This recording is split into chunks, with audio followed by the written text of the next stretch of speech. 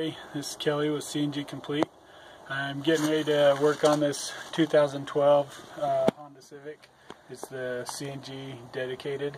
I'm going to be changing the high pressure CNG filter and also the low pressure CNG filter. I'm making this video because a lot of people don't understand how to do that, and I want to make it safe and easy for you. On most models from the 90s clear up to in the 2000s, the high pressure filter is located underneath the back of the car, right about in this area. We'll show you in a minute as we get down in there. The low pressure filter is going to be up underneath the back of the motor. We'll show you that also. To start with, what we want to do is there on this, there's a shut-off valve right here.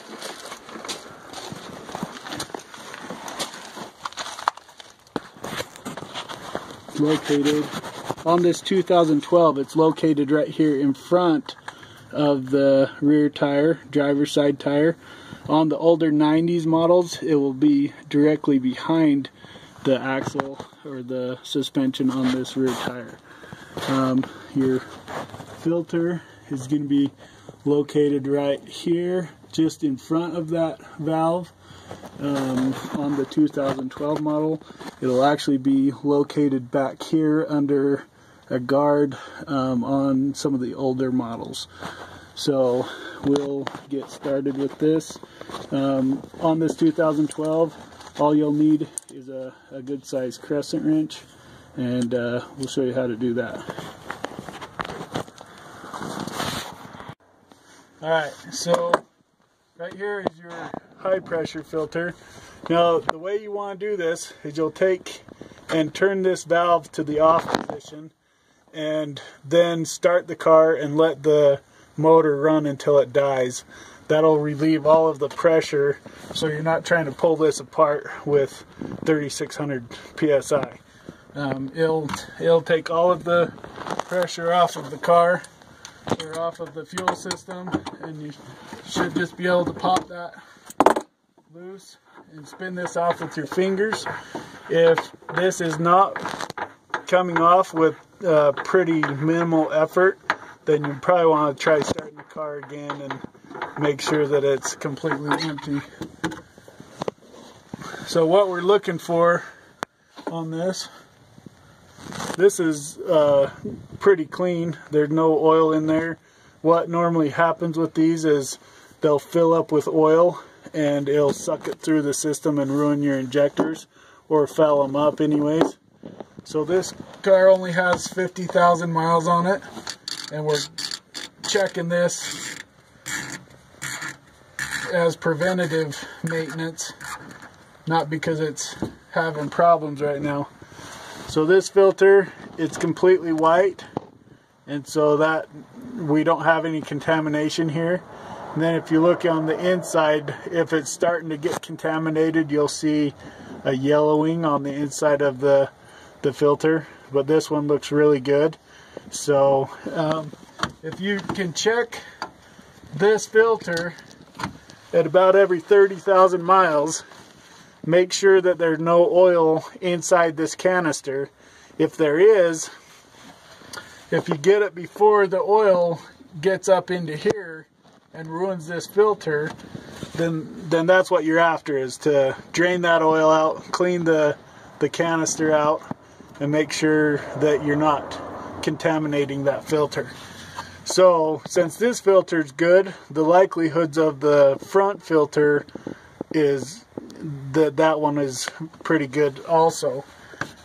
On higher mileage cars, I've seen where people replace this filter, but they don't replace or check the front filter, and so on a higher mileage vehicle, even though this one's clean, the front one could be contaminated because it has never been changed. So we'll put this back together and then we'll move to the front, and I'll show you how to take care of that. There are two different types of filters in the front depending on the year. The early 2000, I don't remember the exact years, but right, I think 2001 to 2002, then they have a different oil or low pressure fuel filter. We're up in the front. It's gonna be easiest to get to it from this front area. On this 2012, they put a skid plate across the whole bottom, so you'll have to take this bigger one off. It's on the front. This one goes behind, and sometimes you can get behind a little bit there, but this front plate is the best access.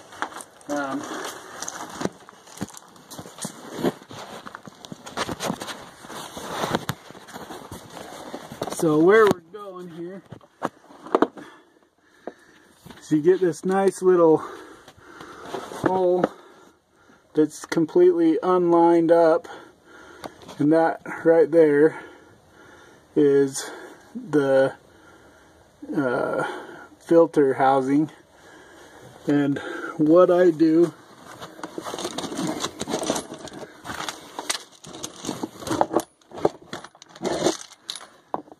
is I get wobble extensions.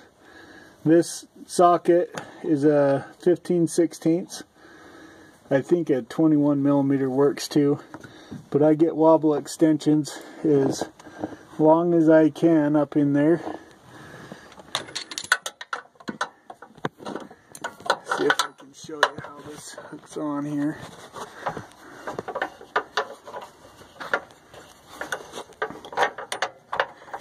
So you can get it locked on like this with those wobble extensions. Now getting this off is the easy part. Getting it back together is quite tricky. So I'm gonna go ahead and stop the video now, and I'll show you when we get this pulled apart here.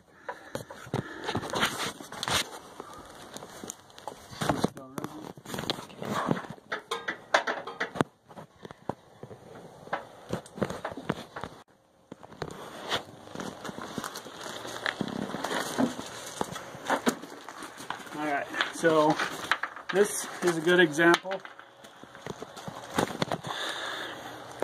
Let's see. Alright, so you can see this is wet here. This is still dry, but let's see if we can see inside here. Turn this way so we can get the sun in there. Can you see it? Oh, just a second.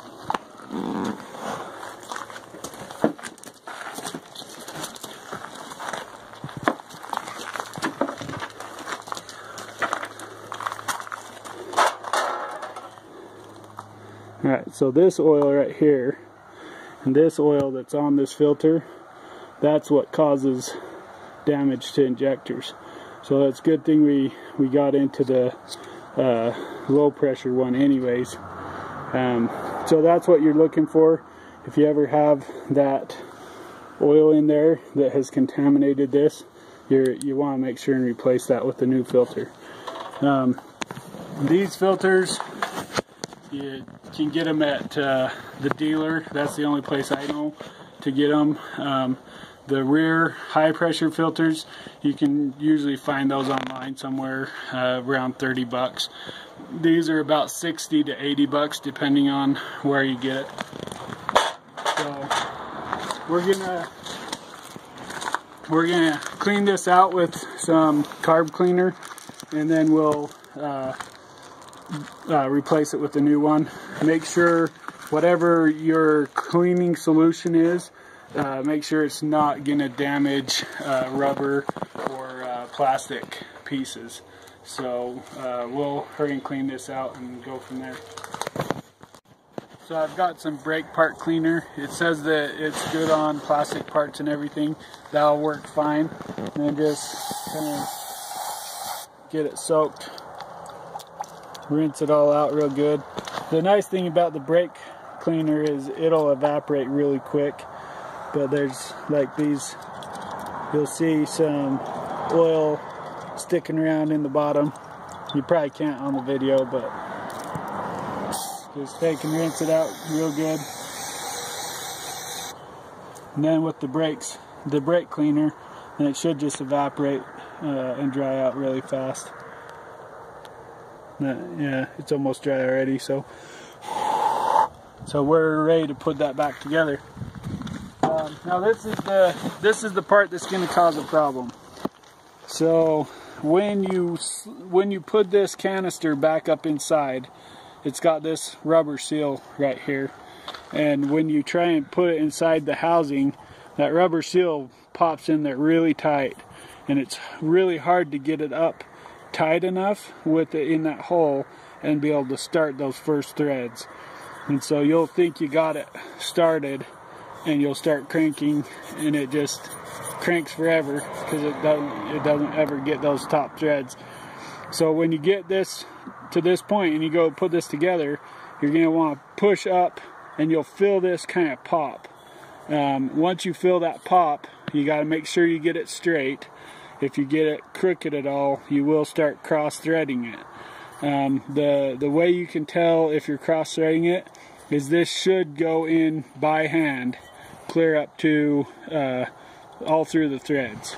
If you get it up, you feel like you got the thread started, and you do 2 or 3 turns and it goes hard to where you can't turn it, I would back it off and refine those threads, because you're probably cross-threading it. If you force it, good luck ever getting a hold of one of these again. So that's the main concern with this. You want to make sure and pop it into place as straight as you can, and get that thread started good. Once you get that done, it goes together fine, but I almost always have an issue getting it in there straight and getting those threads to start. I've had a couple where I pop it in and it threads right in, and it's happy day. So we'll get this going. So right here is your canister threaded area. We'll see if we can get this put in and make it so you can see what we're doing here. It's going to be pretty tight. There we go. Alright.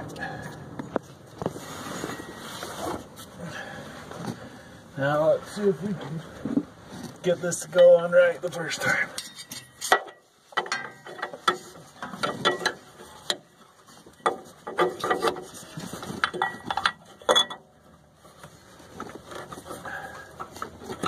Oh, there was the pop.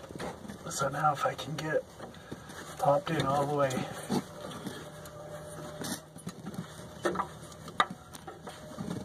Oh, I can feel it still in.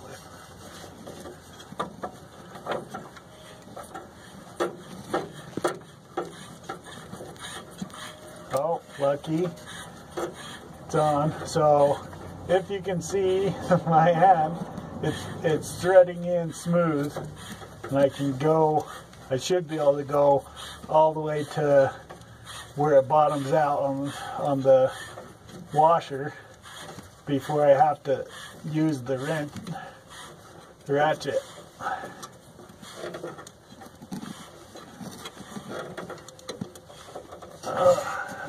That was nice and smooth there. Okay, so now get my super extension here.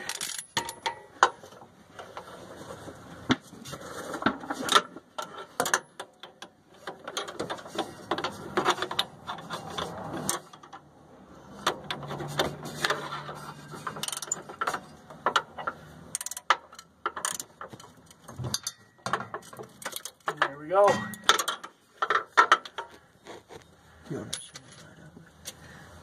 That's how you do it. Alright, so we gotta put this back together. So you got just a couple little grooves this slides into. Like that.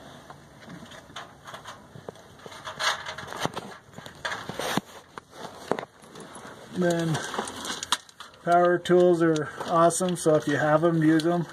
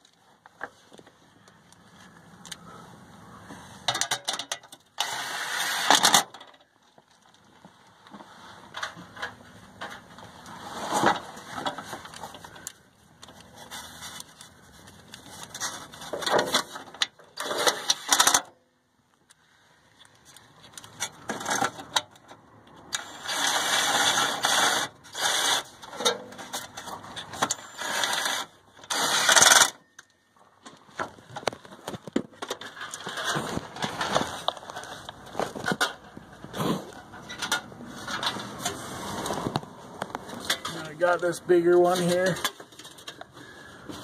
That works better if you put it in the right direction.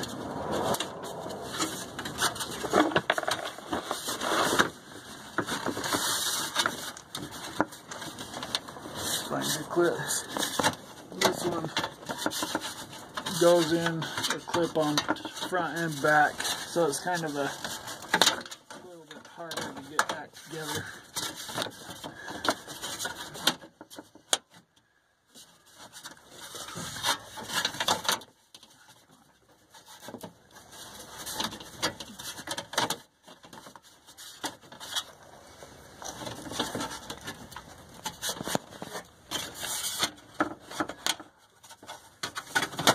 There we go. And then it just has the two front screws here.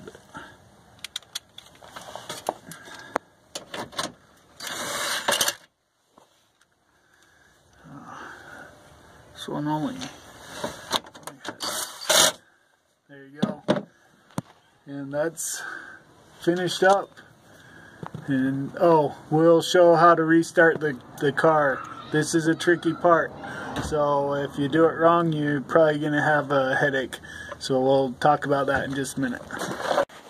Alright, so when you're finished, what's going to happen is if you leave the fuel turned off and you get in and you try and start the car, when you turn the key back on and there's no fuel, then Honda, for whatever reason, they will go into limp mode. And then even after you turn the fuel back on, it won't start. It won't even activate the system. And so what you'll have to do is probably unhook the battery, let it sit for about 30 seconds. You might be able to clear it some way with a scan tool or something, but that seems to work if you unplug the battery and let it sit for about 30 seconds. So what you want to do is before you activate the key, and this same thing will happen if when you run the car to run it out of fuel at the beginning, if you leave the key switch on after the engine dies, then when you come and turn the gas back on, if that key switch is still on, it'll throw it for that limp mode. So make sure your key's turned off, and then activate or turn your gas pressure back on. So your gas pressure is turned on before the key's activated. And then once you turn the key on, then you hear it activate and it should start up. So that's the good way to do it. If you end up forgetting, like I have more than once, and leave that key on and do the system, activate the valve, it shuts the system down and you can't get it to start until you reset that by unplugging the battery. Hopefully this is helpful. I know a lot of people have wondered how to do the filters, and a lot of people have tried doing them and had a hard time. So hopefully this is helpful. Thanks.